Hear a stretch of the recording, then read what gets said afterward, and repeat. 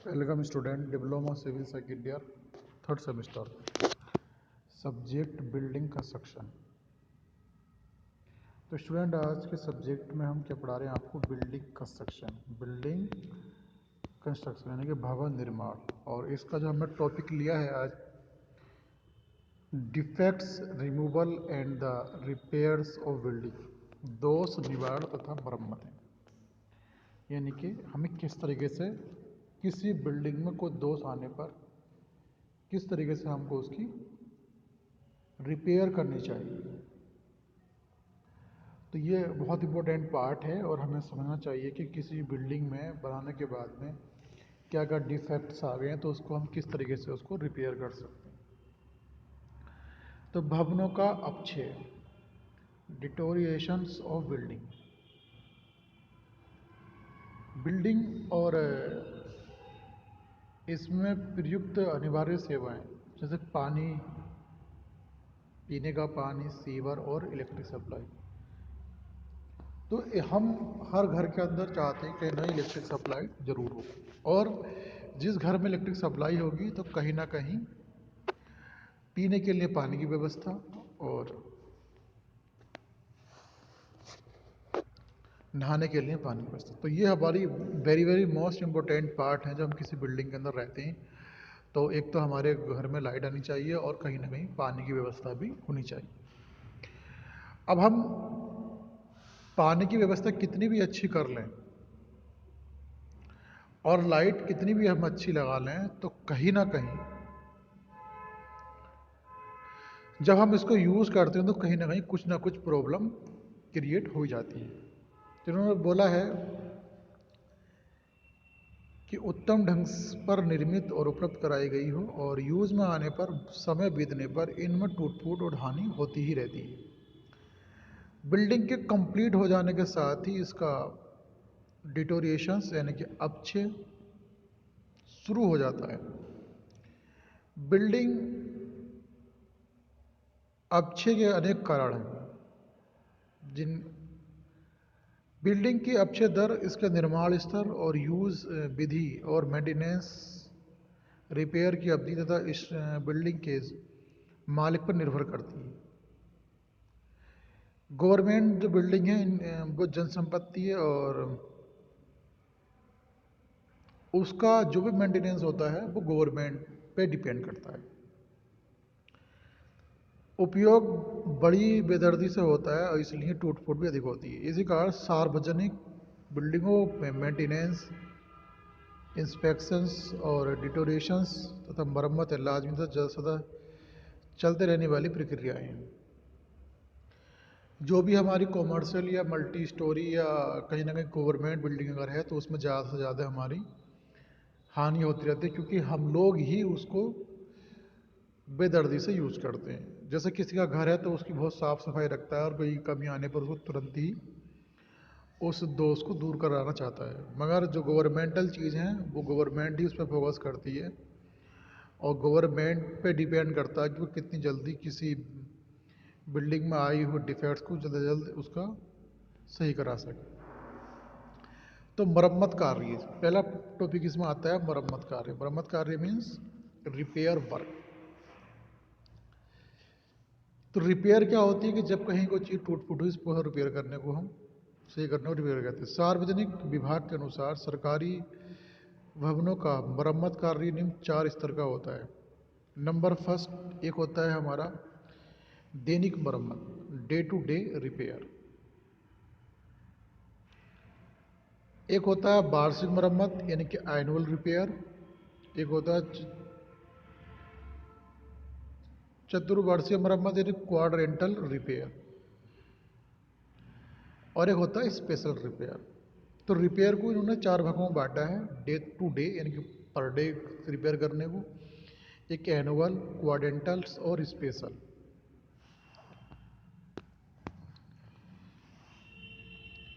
अब दैनिक मरम्मत क्या होती है, यानी कि डे बाई डे बिल्डिंग में विभिन्न अनिवार्य सेवाएं सुचारू रूप से बनी रहें, इसके लिए इनकी प्रतिदिन देखभाल और मरम्मत आवश्यक है।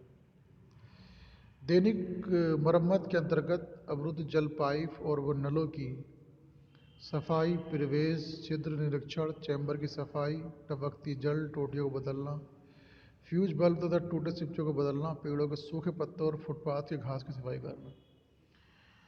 तो जैसे इसने बोला है कि जो डे बाई डे हम रिपेयर करते हैं वो क्या करते हैं, जैसे कि जल पाइप की सफाई करना और चैम्बर की सफाई करना, टपकती जल टोटियों को बदलना, कुछ किसी टोटी से जल निकलता है तो उसको हमें चेंज कर देना, और फ्यूज बल्ब तथा टूटे स्विचों को बदलना। वार्षिक मरम्मत यानी कि एनुअल रिपेयर, यह मरम्मत प्रति वर्ष में एक बार की जाती है। वार्षिक मरम्मत के अंतर्गत निम्न मरम्मती कार्य आते हैं, यानी कि जो हम मेंटेनेंस करते हैं एक साल में एक बार, जैसे सफ़ेदी और रंगाई। जैसा आप देखते हैं हमेशा ज़्यादातर लोग दीपावली पे या ईद पे ही सफाई या रंगाई कराते हैं, तो कहीं ना कहीं जो सफ़ेदी तथा रंगाई या पुताई है तो हम सोचते हैं कि हम साल में एक बार करा लें, या किसी घर कोई फंक्शन है तब हम उसको कराते हैं। नंबर 2, छतों की मरम्मत और छतों से घास फूस की सफाई, बरसाती नालों और गटर की सफाई और दरवाजे खिड़कियों के टूटे कांच बदलना। तो अक्सर जो मरम्मत हम एक साल में कराते हैं, कोई कोई विंडो का हमारा कांच टूट गया, या कोई बरसाती नाले की गटर सफाई करानी है, या फिर कोई रंगाई करानी है, तो हम एक साल के समय में करा लेते हैं। तो ऐसी मेंटेनेंस जो हम एक साल में कराते हैं तो वो कहलाती है हमारी वार्षिक मरम्मत।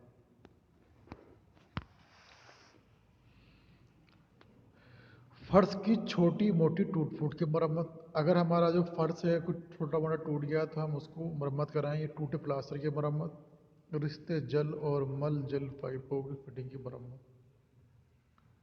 मरम्मती कार्यों की अवधि निम्न ली जाती है। सफ़ेदी यानी कि डिस्टेम्पर रंगीन पुताई 2 वर्ष, सफ़ेदी यानी कि सफ़ेदी जो कराते हैं वो 2 वर्ष में, पेंट कार्य 3 वर्ष में, स्प्रिट पॉलिश 5 वर्ष में। जल स्टोरेज टंकी की सफाई तथा रोगाणुनाशक 6 माह में, और जल की सफाई ग्रीस देना 1 वर्ष में, सड़कों का क्रीपिटिंग 5 वर्ष। वार्षिक मरम्मत के लिए बिल्डिंग की कुल लागत का 1% से 1.5% निर्धारित कर दिया जाता है। वार्षिक मरम्मत का कार्य संबंधित विभाग यादि सक्षम में स्वयं भी करवा सकता है।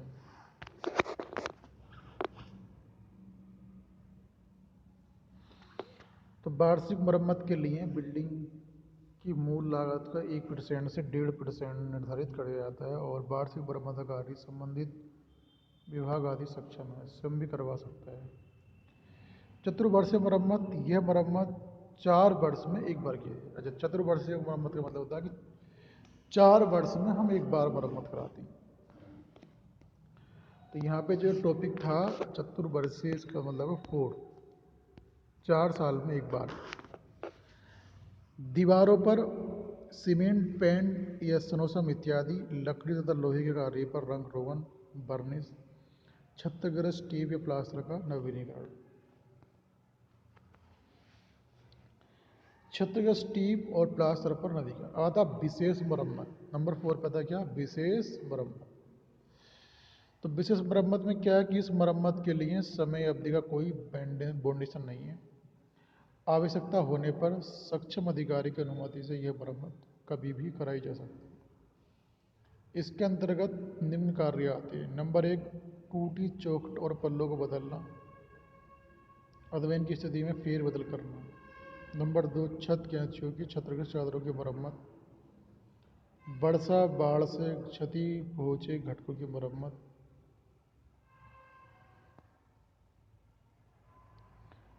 टूटी सीट, वॉश बेसिन सीट, टूटे पाइप बदलना, फ्यूज बल्बों को बदलना, छत पर नया सीलन रोधी अस्तर लगाना और अन्य कोई अनिवार्य मरम्मत करना।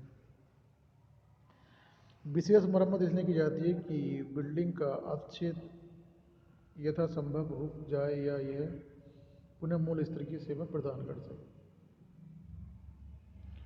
Defects cases and repairs of building, भवन संगठनों में उत्पन्न दोष कारण तथा मरम्मत प्रक्रिया।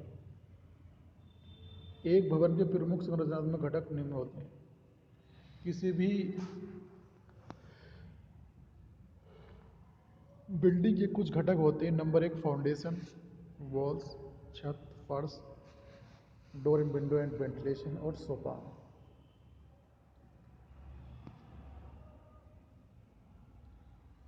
फाउंडेशन नींव का मुख्य उद्देश्य दीवार और कॉलम पर आने वाले जल और अचल भारों को कुशलतापूर्वक नीचे अभिमृदा पर स्थानांतरित करना है। संरचना तभी तक सुरक्षित है जब तक इसकी नींव सुरक्षित और कायम है। नींव की क्षतिग्रस्त हो जाने पर अथवा नीचे धंस जाने पर बिल्डिंग के धराशायी होने में देर नहीं लगती है।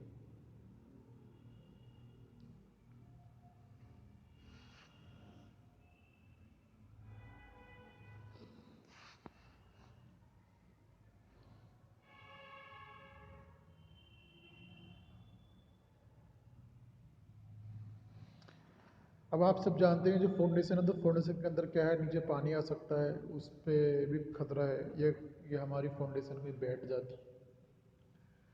तो बहुत सारे ऐसे पार्ट्स हैं जिससे हमारी फाउंडेशन पे कुछ भी इफेक्ट आ सकता है। उन्होंने लिखा है कि नींव के निर्माण में सबसे ज़्यादा सावधानी बरतनी चाहिए और नींव पर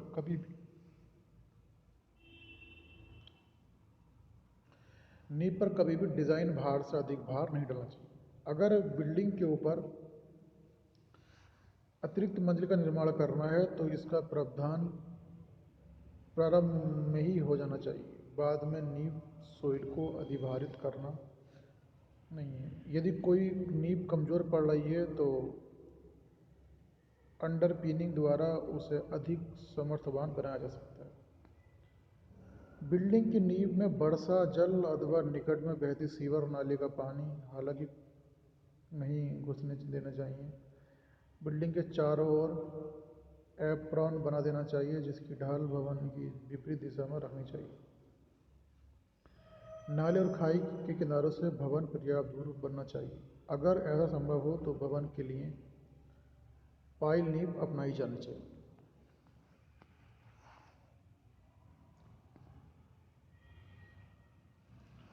अब आता वॉल यानी कि दीवार। दीवारों पर छत और ऊपरी फर्शों का चल और अचल भार आता है। आप सब जानते हैं हमारे पास वो दीवार है तो दीवारों पे क्या आता है, छत का और ऊपरी फर्श के चल और अचल भार आता है जो बीम और स्लेब कैंचियों द्वारा इन पर पड़ता है। दीवार पर भार नींव पर आंतरित करती है। दीवार में प्रकट होने वाले दोष निम्न हो सकते हैं। दरारें व फटान।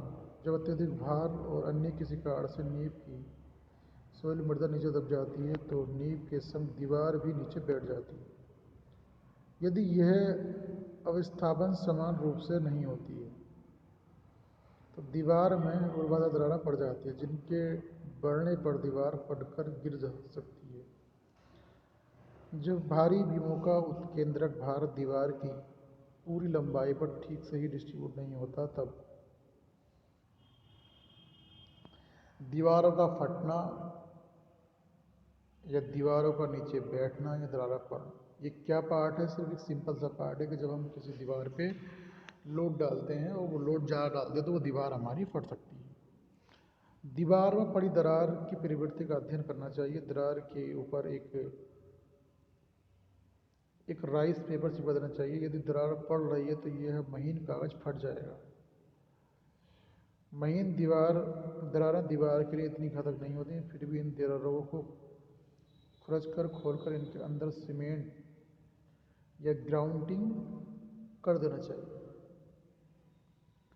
चिनाई का अभिस्थापन। जब दीवारों की चिनाई ठीक प्रकार से नहीं की जाती है तब इनके जोड़ अभी कह रहे हैं कि जब हम कुछ चिनाई करते हैं, अब चिनाई करते समय जैसे मेरे पास ये चिनाई कर रही है, अब इनके जो जॉइंट है वो मैंने सही नहीं ले रखे। सपोज एक ही जगह अगर आ रहे हैं तो ये दीवार आसानी से फट जाएगी। तो चिनाई का विस्थापन। जब दीवार की चिनाई ठीक प्रकार से नहीं की जाती है तब इनके जोड़ असमान होते हैं। ठीक प्रकार से मसाला न भर जाने के कारण खुले रह जाते हैं, तब दीवार में क्षैतिज फटान आ जाती है। इस दोष का सुधार कठिन है। चिनाई के समय ही दीवार में श्रेष्ठ निर्माण पदार्थ तथा सुधरी हुई कार्यप्रणाली अपनानी चाहिए और चिनाई जोड़ों में मसाला ठीक प्रकार से भरना चाहिए।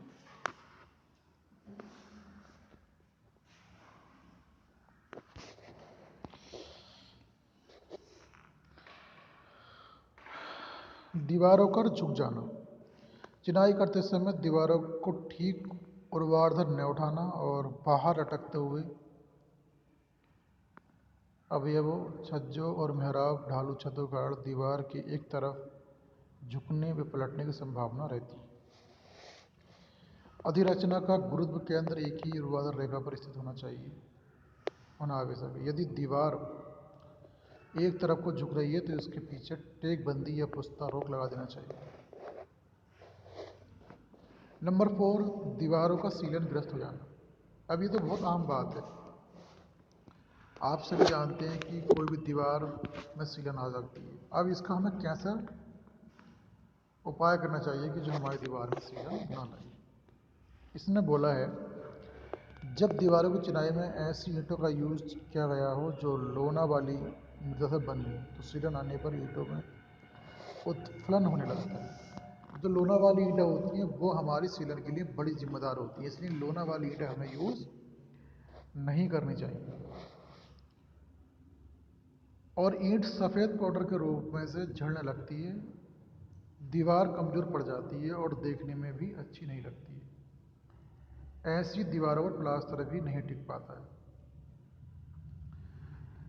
इस दोष को दूर करने के लिए इस दोष को निर्माण के बाद ठीक करने में दिक्कत आती है।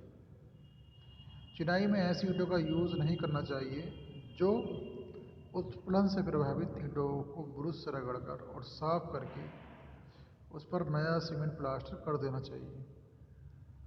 भवन के कुर्सी तल पर सीलन रोक रद्दा आवश्यक लगाना चाहिए ताकि भूमिगत सीलन ऊपर दीवारों पर न चढ़ने पाए।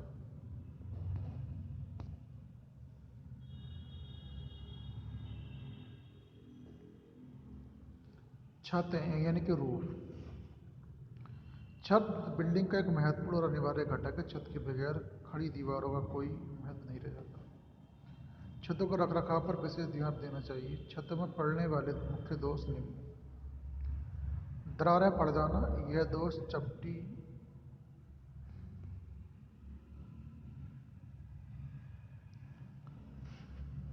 दोष चपटी स्लेबनुमा छतों में देखने को आता है और सीधी धूप तथा परिवर्तन। देखो, जो हमारी छत होती हैं वो कई प्रकार की होती है। मैंने कई बार बता रखा है कि छत हमारी फ्लैट भी होती है और हमारी ट्रस के रूप में भी होती है, और एक के हम बोलते थे मेहराब के रूप में भी होती है, आर्च। तो हमने बताया था कि जो हमारी रूफ है, रूफ हमारी ज़्यादातर प्लेट होती है जो हम ज़्यादातर यूज़ करते हैं। एक हमारी ट्रस के रूप में भी होती है और एक कहीं ना कहीं हमारी गोल रूप में होती है, आप सब समझते हो। तो इसको हम फ्लैट बोलेंगे, इसको हम ट्रस बोलेंगे और इसको हम आर्च। तो जितनी भी हमारी रूफ है यानी कि कवरिंग पार्ट, यानी कि जो हमने दीवार खड़ी करी है उसको ढकने की कला को हम रूफ कहते हैं। अब roof, flat roof, truss roof और आर्च रूफ। अब हम बात कर रहे हैं मेंटेनेंस यानी कि रिपेयर की। सबसे पहले बोला दरार पड़ना। अगर किसी रूफ के अंदर दरार पड़ती है तो उसका पहला रीज़न क्या है? यह दोष चपटी स्लेब नुमा छतों में देखने में आता है। तो ये कहना चाह रहे हैं कि जो फ्लैट रूफ हमारी है तो ज़्यादातर ये दोष इसी में आता है, फ्लैट नुमा। ये दोष चपटी स्लेब नुमा छतों को देखने में आता है। सीधी धूप, ताप परिवर्तन, वर्षा तथा अन्य वायुमंडलीय कुप्रभावों से चपटी छतों की ऊपरी सतह पर महीन दरारें पड़ जाती हैं जिनमें वर्षा का पानी घुसने लगता है और छतें टपकने लगती हैं। चपटी छत पर यदि डैम्प प्रूफिंग कोर्स के ऊपर 10 सेंटीमीटर चूना कंकरी डालकर सीरा या बेल प्रूफ के घोल को छिड़ककर अच्छी तरह कुटाई की जाती है तो सतह पर दरारें नहीं पड़ती। छतों की दरारों में सीमेंट का पतला घोल भर देना चाहिए। इस घोल में जल रोधक यौगिक भी मिलाए जा सकते हैं। दरारें भरने के लिए आजकल अनेक ट्रेंड नाम के घोल बाजार में मिलते हैं। यदि छत स्लैब पर बहुत अधिक दरारें पड़ गई हैं तो ऊपरी परत को बसूली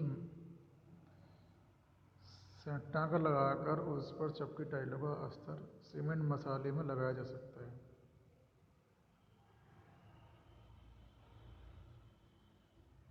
यदि छत बैठने उठने में काम में नहीं आती है तो दरारों में बिटुमिन गर्म करके भी भरा जा सकता है। अतः पूरी छत पर टार फेल्ट डाली जा सकती है।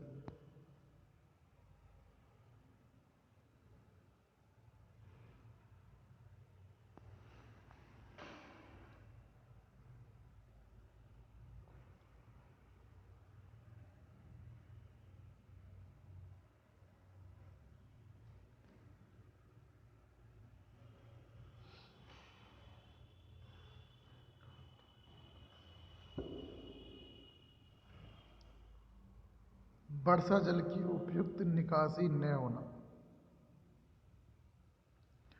चपटी छतों पर जब वर्षा का पानी रुक रहता है तो छत के भीतर या दीवारों में घुसने लगता है जिसमें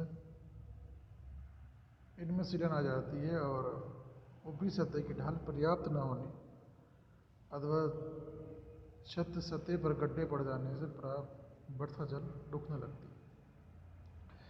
किसी भी छत पर अगर पानी रुकता है तो कहीं ना कहीं वो हमारी छत के लिए बहुत ज़्यादा हानिकारक है। दरारें पड़ना तो एक अलग केस है मगर पानी रुकना एक बहुत बड़ा प्रॉब्लम है। तो उन्होंने कहा कि छत के गड्ढों में सीमेंट कंक्रीट 1:2:4 में भर देनी चाहिए और सीमेंट बालू मसाला भर देना चाहिए। बारिश के टाइम शुरू होने से पहले छत की सफाई करके घास फूस जड़ें समेत निकाल देना चाहिए। जल निकास पाइपों की सफाई कर देनी चाहिए। अगर जल निकास पाइपों की संख्या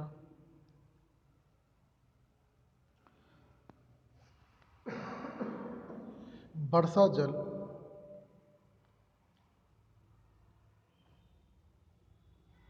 को देखते हुए कम है तो अतिरिक्त पाइप लगाने चाहिए। प्रत्येक 20-30 वर्ग मीटर छत सतह के लिए 15 सेंटीमीटर व्यास का एक बरसाती पाइप लगाना चाहिए। तो जो पानी बारिश का उतरने के लिए हम पाइप लगाते हैं छत पर वो हमारा 15 सेंटीमीटर डायामीटर का होना चाहिए।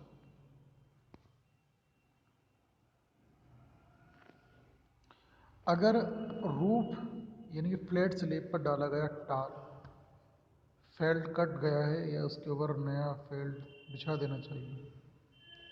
रूफ स्लैब और मुटेड दीवार के संगम पर सीमेंट कंक्रीट का गोला चढ़ा देना चाहिए क्योंकि छतों में प्राय लीकेज इसी संगम रेखा से होता है। छत चादरों का क्षतिग्रस्त हो जाना। ढालू छतों पर यदि कोई छत चादर किसी कारण से नीचे झुक गई है या चटक गई है तो इसे तुरंत बदल देना चाहिए। छत गाटर की ढाल भी ठीक कर देना चाहिए। चादरों के हुक बोल्टों से यदि वर्षा जल लीक होता है तो नटों के नीचे बिटुमिन वाशर लगाकर नट पुनः कस देने चाहिए। छत कड़ियों में दोष। लकड़ी की छत कड़ियाँ और बीमों को कई बार दीमक लग जाती है और इसको टूट जाने का भय उत्पन्न हो जाता है। कड़ी के सिरों पर दीमक के टीके दीवारों पर टिकाए जाते हैं और विशेष ध्यान देना चाहिए कि इन सिरों पर गर्म तार को पोत कर ही दीवार में टिकाना चाहिए। जो कड़ी दीमक लगने से नष्ट हो गई है उसे तुरंत बदल देना चाहिए। कड़ी को ठोकने पर उत्पन्न ध्वनि की प्रकार से कड़ी के भीतरी भाग का दीमक द्वारा खाए जाने का पता लग जाता है।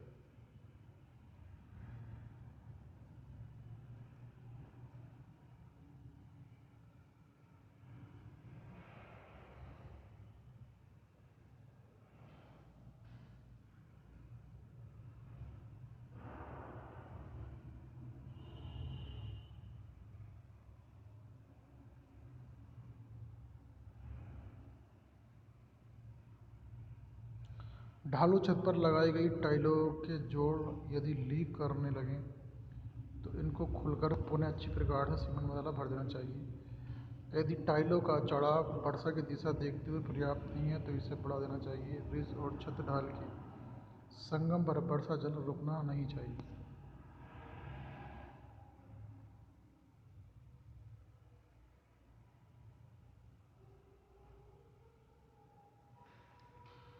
भवनों में फर्श की टूट फूट अधिक होती है क्योंकि सभी गतिविधियां इन्हीं पर होती हैं और व्यक्ति तथा वस्तु को कम समस्त भार यही वहन करते हैं। फर्शों में आने वाले दोष निम्न हैं। फर्श का नीचे धंस जाना। अब बात आती है फर्श की। सिंपल सी बात है कि फर्श का सेटलमेंट हो सकता है और जैसे ही सेटलमेंट होगा तो फर्श का सेटलमेंट होने से क्या होगा कि फर्श में दरारें पड़ जाएंगी। तो फर्श का नीचे धंस जाना यह दोष भूमिगत फर्श में देखने में आता है। यह दोष भूमिगत फर्शों में देखने में आता है और फीलिंग की भूमि में फर्श डालते समय लापरवाही बरतने पर यह दोष प्रकट होता है। जब फर्श पर इसकी सामर्थ्य से अधिक भार पड़ता है और भारी वस्तु लापरवाही से फर्श पर डाली पड़ती है तो तब भी फर्श में गड्ढा बन जाता है। जब फर्श का बेस को ठीक ढंग से नहीं डाला जाता और फर्श भराव की आवश्यकता कुटाई नहीं की जाती है तब फर्श अपने ही भार या ऊपरी भार का नीचे दब जाता है। जब ये असमान रूप से धंसता है तो फर्श में गड्ढे पड़ जाते हैं जिसमें धूल पानी भरने लगता है और सफाई में दिक्कत आती है। ऐसा फर्श शीघ्र ही टूटने लगता है। फर्श के क्षतिग्रस्त भाग को आयताकार या वर्गाकार शक्ल में काटकर निकाल दिया जाता है और आधार कोट की पुनः अच्छी तरह से पुताई करके नया फर्श डाल देना चाहिए। यदि फर्श अनेक जगहों में धंस गया है तब पूरा फर्श बदल देना चाहिए। फर्श का टूट फूट जाना यह दोष सभी प्रकार के फर्शों में आ सकता है। जब फर्श पर भारी वस्तुएं पटकी या घसीटी जाती हैं तो फर्श टूटने लगता है। आवास के लिए बने फर्श जब किसी अन्य कार्य जैसे सार्वजनिक औद्योगिक वर्कशॉप इत्यादि में यूज होने लगते हैं तब फर्श शीघ्र टूटने लगता है। लकड़ी ईंट पत्थर टाइल्सों के फर्श की मरम्मत सरल है और टूटे हुए भाग को निकालकर इसमें नई ईंट टाइल्स जड़ देनी चाहिए। और कंक्रीट और मोज़ेक के फर्शों को मरम्मत में कुछ दिक्कत आती है। फिर मरम्मत के बाद भी नई फर्शों का सही रूप नहीं आ पाता है।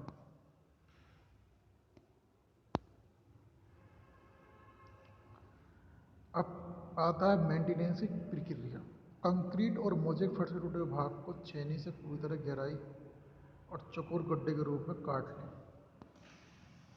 अगर कंक्रीट का कोई फर्श है और मोज़ेक का तो हमें क्या करना चाहिए, कहीं ना कहीं उस एरिया को थोड़ा सा गड्ढा कर लेना चाहिए ताकि उसके अंदर जो मसाला भरें तो आसानी के साथ फिट हो जाए।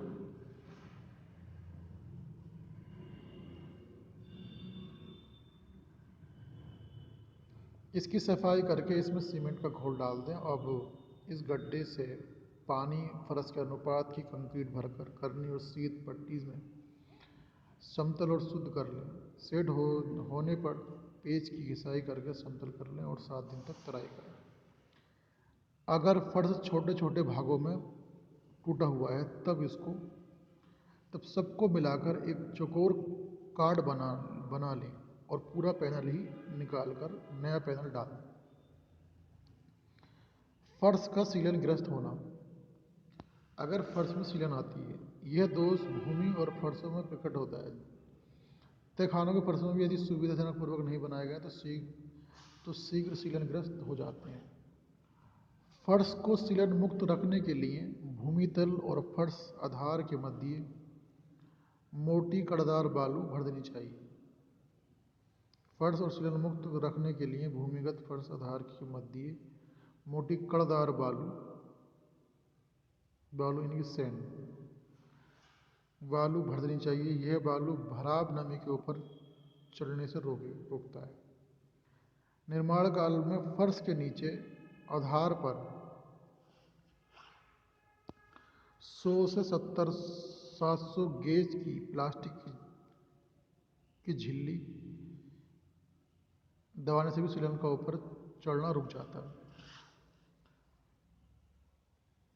फर्श के नीचे आधार पर 100 से 100 गेज की प्लास्टिक की झिल्ली बिछाने से भी सीलन का ऊपर चढ़ना रुक जाता है। भवन के चारों ओर प्लिंथ रक्षक यानी कि एप्रन के आगे ऊपर गहरी खाई खोदकर इसमें ईंटों की रोड़ी भर देना चाहिए और फर्श के एकत्रित हो पानी और नमी का निकास होने लगता है। अगर फर्श स्थायी तौर पर सीलनलेस रहता है तो इसे उखाड़कर नया फर्श डालना उपयुक्त रहता है। कंक्रीट के फर्श में दाग धब्बे पड़ जाना, सीलन और अन्य कारणों से कंक्रीट फर्श पर धब्बे पड़ जाते हैं और फर्श देखने में अच्छा नहीं लगती है। ऐसे कंक्रीट के फर्श को पहले हल्के एक्जेलिक अम्ल से अच्छी तरह धोकर धब्बे छुड़ा लें और फिर से टाट से रगड़कर अच्छी तरह साफ कर लें। कंक्रीट मोज़ेक फर्श की गीले कपड़े टाट से रगड़कर प्रतिदिन सफाई करनी चाहिए। मोज़ेक फर्शों का चमकहीन हो जाना। मोज़ेक टेराज़ो फर्शों की विशेषता इनकी सुंदर और चमकती सतह में है। धूली जमने से अथवा सफाई पर उचित ध्यान न देने पर ये फर्श धूमिल पड़ जाते हैं और इनका आकर्षण मंद पड़ जाता है। मोज़ेक फर्श को ऑक्जेलिक अम्ल से धोकर उस पर मोम पॉलिश करने से फर्श की चमक पुनः लौट आती है और अधिक गंदे फर्श की कार्बन पथरी अथवा फर्श घिसाई मशीन चलाकर सफाई कर देनी चाहिए।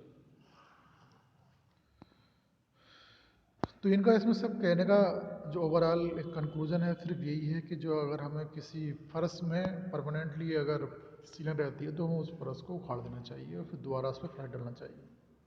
और एक तरीका ये भी है कि पिन्नी बिछाकर थोड़ा उसके अंदर कड़दाल बालू डाल के तब उस पर टाइल्स अगर लगा दें तो हो सकता है कि उसमें सीलन ना पहुंचे। अब आता है डोर, विंडो एंड वेंटिलेटर। दरवाजे, खिड़कियां और रोशनदान। दरवाजे, खिड़कियां बिल्डिंग के सबसे उपयोगी अवयव होते हैं और इनको बार बार खोलना बंद करना इनकी टूट फूट स्वाभाविक है। आप देखते हैं ना, बार बार हम दरवाजे खोलते हैं बंद करते हैं तो कहीं ना कहीं दरवाजे खिड़कियां से क्या है, हमारा घर का मेंटेनेंस भी बढ़ सकता है।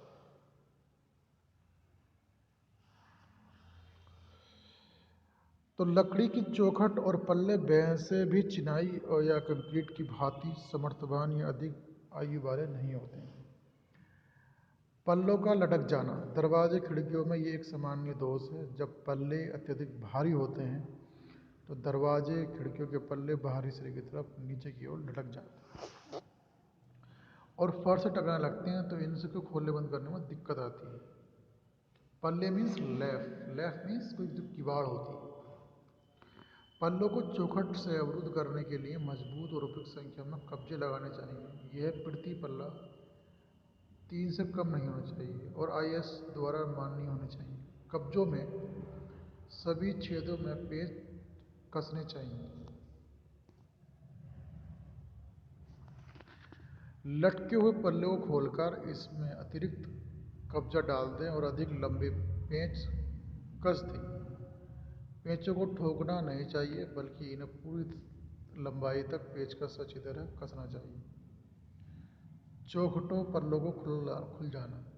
अगर दरवाजे खिड़की की लकड़ी भली भांति संशोधित नहीं है तो लकड़ी के जोड़ मौसम के प्रभाव से कुछ समय बाद ढीले पड़ जाते हैं। सीधी धूप पड़ने या पानी पड़ने से भी पल्ले अधिक सिकुड़ और फूल जाते हैं। जब इन पर पेंट आदि का रक्षक कोट नहीं किया गया है तो यह दोष अधिक स्पष्ट नजर आता है।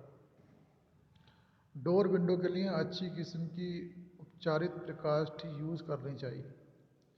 जिन दरवाजे खिड़कियों पर सीधी धूप वर्षा पड़ती है तो उनके आगे पर्याप्त गहरा धूप अवरोधक लगा देना चाहिए। चौखट की पकड़ होल्ड फास्ट,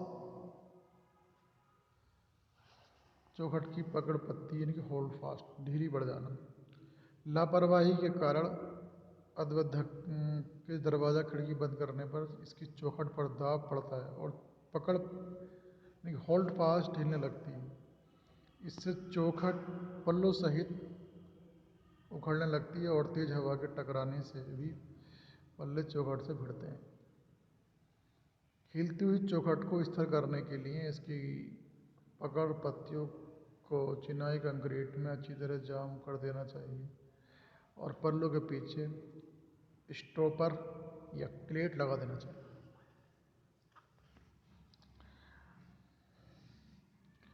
कांच और अन्य फिटिंग का टूट जाना।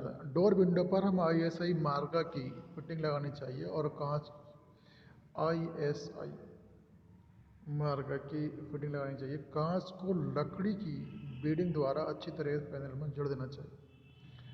कांचदार पल्लों खोलते बंद करते समय सावधानी रखनी चाहिए। पेंट वर्निश का नष्ट हो जाना। डोर विंडो पर किए गए पेंट की आयु काफ़ी कम होती है और सीधी धूप, सीलन, वर्षा आदि से ये शीघ्र नष्ट होने लगता है। बाहरी दरवाजे खिड़कियों के आगे धूप अवरोधक लगाने चाहिए। लकड़ी को दीमक लग जाना। असंशोषित प्रकाश का यूज करने से या लकड़ी को सीलनग्रस्त जगह पर रखने से दीमक लग जाती है। अगर बिल्डिंग में दीमक का प्रकोप पहले से ही है तो लकड़ी का क्या भी इससे बच नहीं पाता। दीमकग्रस्त लकड़ी पर एल्ड्रिन का घोल पोत देना चाहिए। एक एल्ड्रिन का घोल होता है तो दीमक अगर लगा हुई है तो दीमक कम हो जाएगी।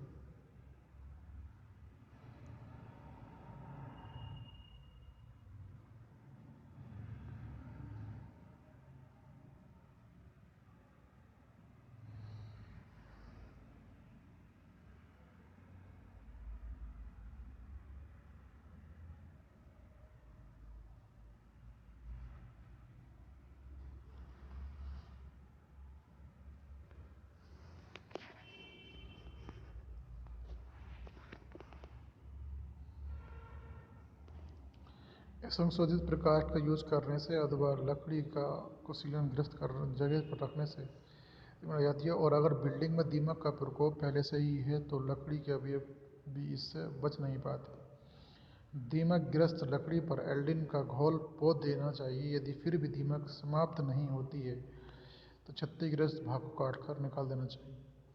दीमकग्रस्त क्षेत्रों में भवनों की चौखटें धातु की रखी जा सकती हैं।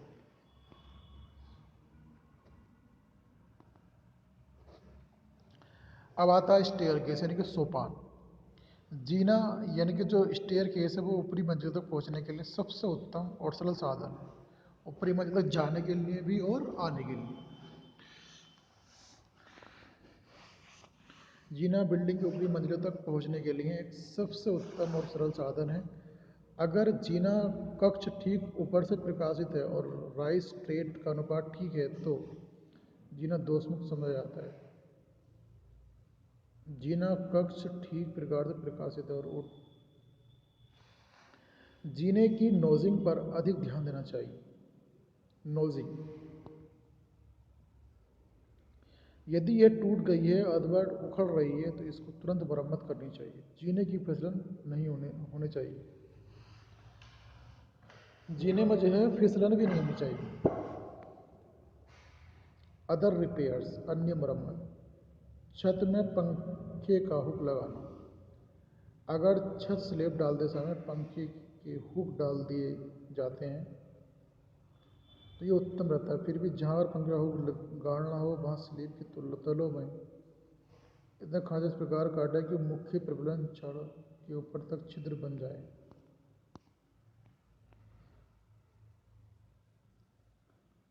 पंखे का हुक लगाना, तो पंखे का हुक लगाने का मतलब है किसी भी हमने स्टील के अंदर उसको लगा दिया।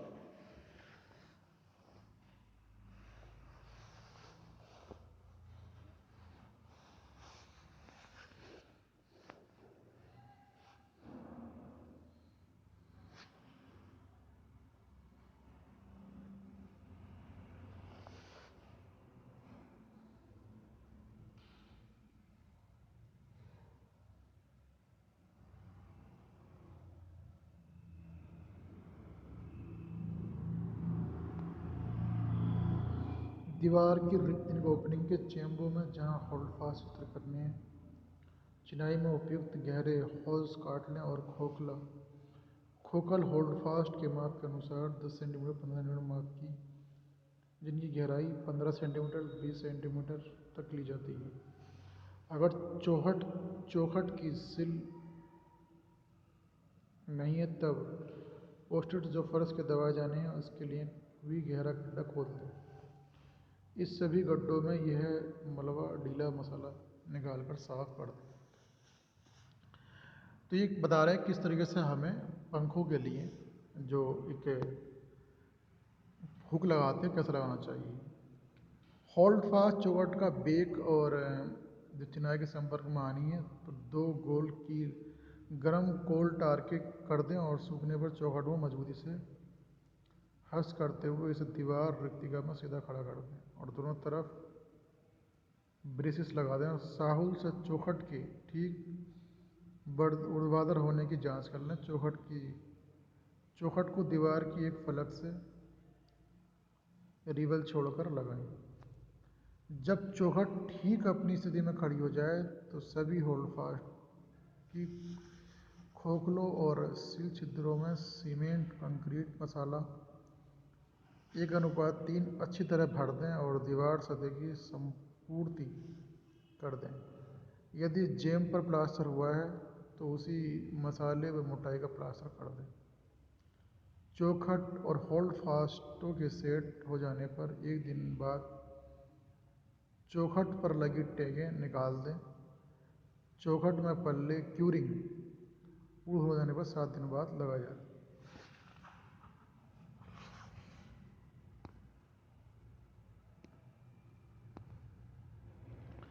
चिनाई दीवार में नए दरवाजे खिड़कियों के ओपनिंग बनाना।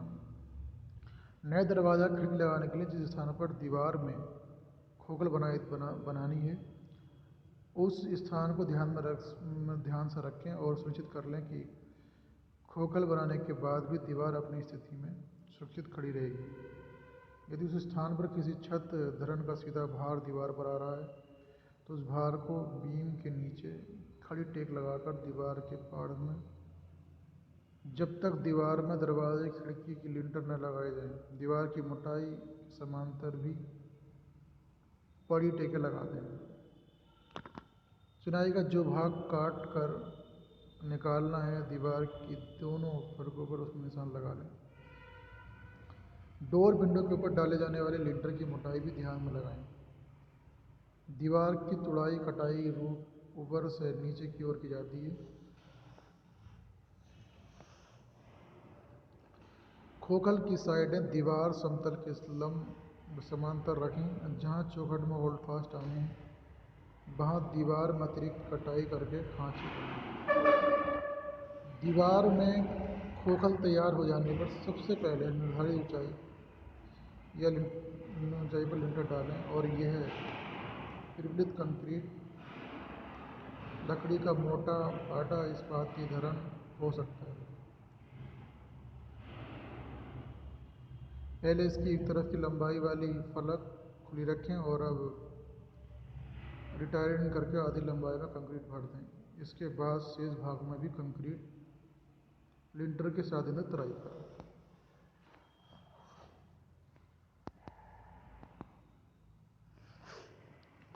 लिंटर प्रबलित कंक्रीट को प्रीकास्ट भी हो सकता है। प्रीकास्ट आप समझते हैं, जो प्रीकास्ट मेंबर वो होता है कि जो हम किसी मेंबर को पहले ही कास्ट करते हैं। तो लिंटर प्रबलित कंक्रीट का पूर्व प्रीकास्ट भी हो सकता है। लिंटर के सेट हो जाने पर बड़ी और पड़ी टेकें सावधानी से एक एक करके निकाल लें। खोखल में चौखट खड़ी करने के बाद होल्ड फास्ट के गड्ढों में कंक्रीट भर दें। लिंटर बेजेम के सेट हो जाने पर इस पर प्लास्टर टिप कर दें। सीलन ग्रस्त छत पर जल से बिटुमेन फेल। पुरानी सीलन ग्रस्त छतों पर वर्षा के कारण उत्पन्न सीलन को रोकने के लिए इस पर सामान्यतः बिटुमनी फेल्ट डाली जाती है और बिटुमनी फेल्ट अनेक प्रकार की होती है। बिटुमनी फेल्ट डालने से पहले छत की सामान्य ढाल को शुद्ध कर लेना चाहिए। संतोषजनक वर्षा जल निकासी के लिए ढाल 1/60 से कम नहीं होना चाहिए। छत सतह को बांध से ढाल में लाने के लिए इस पर उचित मोटाई में चूना, सीमेंट, कंक्रीट की पतली परत डाली जा सकती है और सीमेंट प्लास्टर किया जा सकता है। फेल्ड बिछाने की प्रक्रिया नहीं। छत सफाई। छत सतह को तार ब्रश से अच्छी तरह साफ कर लें और सभी ढीली पपड़ी मसाला निकाल दें। यदि छत में कोई दरार है उसमें सीमेंट मसाले का घोल भर दें। Lower bond layer. Bitumen failed बिछाना। बिटुमिन फेल्ड के रोल की सिंचाई में खोलकर और वांछित लंबाई में काटकर छत पर फैला दें। फेल्ड बिछाते समय इसमें झोल लहरें नहीं पड़नी चाहिए। फेल्ड छत ढाल के नीचे से बिछानी शुरू करके ऊपरी सिरे तक ले जानी चाहिए। फेल्ड के अलग बगल की परत के किनारे ओवरलैप 7.5 सेंटीमीटर और सिरा 10 सेंटीमीटर देना चाहिए। छत के किनारों पर फील्ड का सिरा 10 सेंटीमीटर और पैरापिट की चिनाई में दबा देना चाहिए। अपर बॉन्ड लेयर। फेल्ड को कुछ लंबाई बिछाने के बाद इसके ऊपर गर्म बिटुमिन्स 180 डिग्री सेंटीग्रेड तक गर्म 1.2 kg प्रति वर्ग मीटर छत छिड़क दें और फेल्ड की परतों के चढ़ाव पर गर्म बिटुमिन अच्छी तरह से पोत देना चाहिए। तो P size the stones grid. पथरी दाना बिछाना छिड़कना। गर्म बिटुमिन डालने के तुरंत बाद इस पर पथरी दाना 0.008 मीटर क्यूब प्रति वर्ग मीटर सतह की दर से समान मोटाई में फैला दें और सतह पर लकड़ी का हल्का रोलर चलाकर दोनों पदार्थों का अभिलाक बना दें। ध्यान रखें कि पथरी दाना सभी जगह पूरी मोटाई से पड़े और कोई स्थान खाली न रह जाए। ठंडा होने पर पथरी दाना टाट फेल्ड पर जम जाता है और छत जल सीलन रोधक बन जाती है। क्योंकि ये उपचार 4 परतों में डाला जाता है और इस 4 परत उपचार कहते हैं द 4 कोर्स ट्रीटमेंट।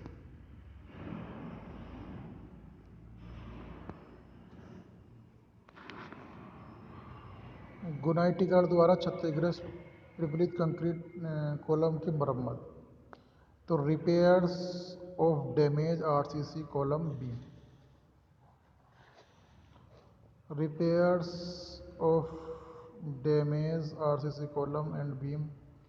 क्षतिग्रस्त प्रबलित कंक्रीट धरनों, स्लैब और कॉलमों को इनकी सरफेस दरारें फटानों से बाहर झांकती प्रबल सड़कों को गुनाइटिकार द्वारा मरम्मत की जाती है, क्योंकि नई कंक्रीट पुरानी सेट हुई कंक्रीट में आसानी से चिपकती नहीं है। सीमेंट मसाला और महीन कंक्रीट को महीन द्वारा उच्च दाब पर जेट की भांति कंक्रीट अवयवों सतह पर फेंक कर दरारें फटान गड्ढों को भरने में ग्राउंडिंग या शॉर्टकटिंग कहते हैं। सरल भाषा में इसे ग्राउंडिंग भी कहते हैं। ग्राउंडिंग से जहाँ कार्य शीघ्र सम्मान होता है वहीं इसको अभिलाप समर्थ में भी उत्तम बनाती हैं। ग्राउंडिंग के लिए जो मशीनें यूज़ की जाती हैं उसे सीमेंट गन कहते हैं। तो सीमेंट गन से क्या करते हैं, हम ग्राइंडिंग करते हैं। तो ये बहुत सारे इसके पार्ट हैं। इसके आगे लास्ट पॉइंट हमारा है मुडेर व छत संगम पर गोला चढ़ाना और plinth protection.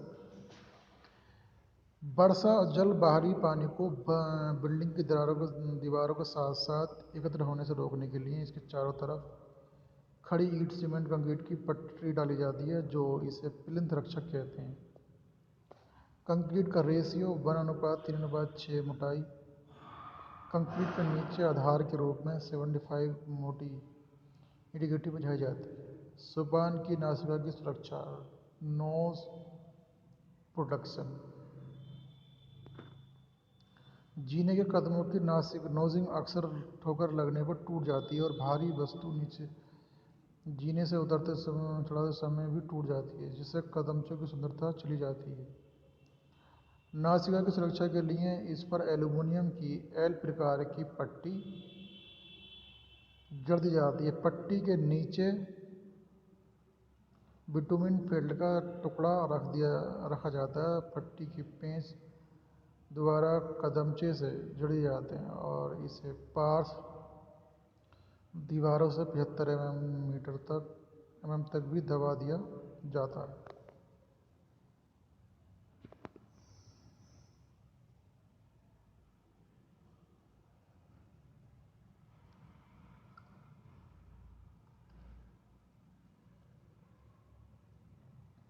Removing the vegetation, खरपतवार की सफाई। और अगला टॉपिक आता है इसका सरफेस फिनिशिंग डिफेक्ट। तो हमने इस पूरे टॉपिक में आपको बताया कि किस तरीके से हमें सीलियन को, डिफेक्ट को और किस तरीके से हमें रिपेयर करनी चाहिए। तो थैंक यू क्लास।